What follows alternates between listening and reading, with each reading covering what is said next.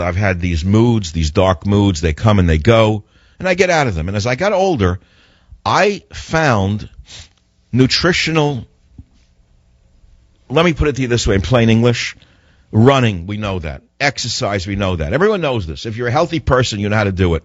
You don't feel good, you don't stay in bed, right? Well, the best way to fight a depression is vitamin C crystals. Laugh if you want. Laugh at your own demise. I really don't care. You see, vitamin C, ascorbic acid, is a very small molecule.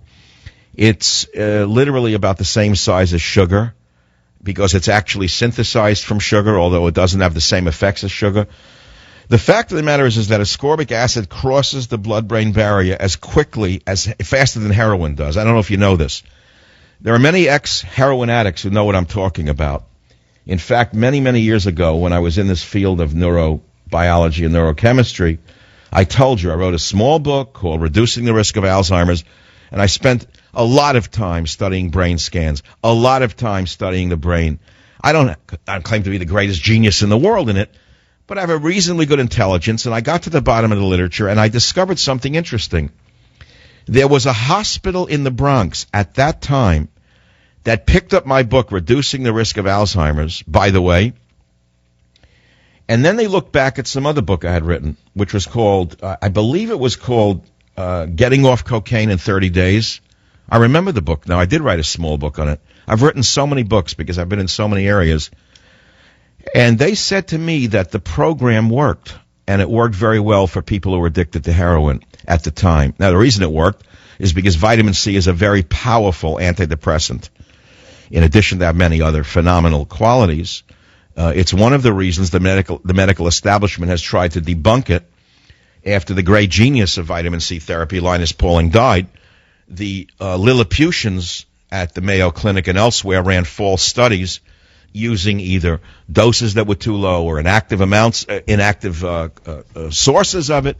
And they said, oh, it doesn't work. It doesn't prevent colds. It doesn't do this. What do you use in your life to fight depression? I'm asking a simple question. I'm not going to do this all night. And while you're calling me at 855-400-7282, what do you do to do it? I want to play a little bit more of my great music tonight, my music, the music we found.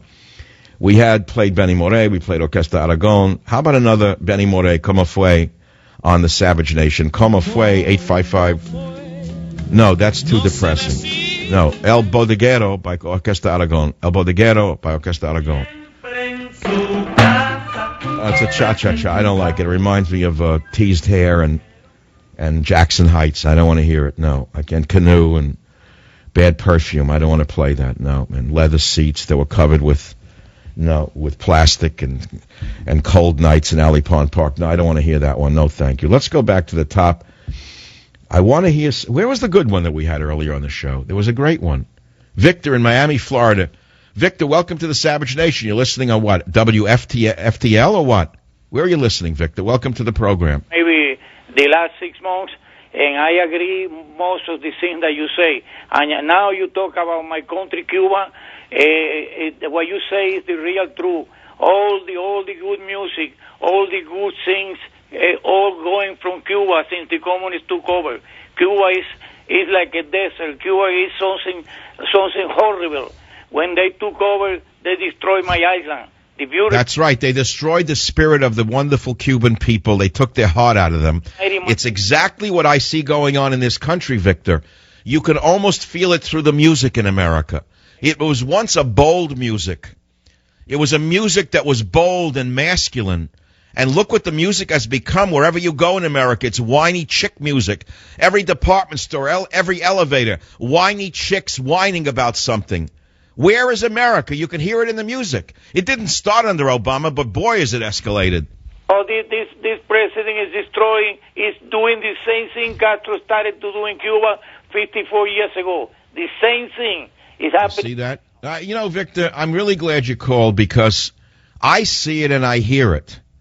And that's exactly why I am doing this show tonight. I'm trying to change up the pace. People talk about it from different perspectives. I have to do it from, you know what the Spanish word la duende means, Victor? Yes. What does la duende mean in Spanish?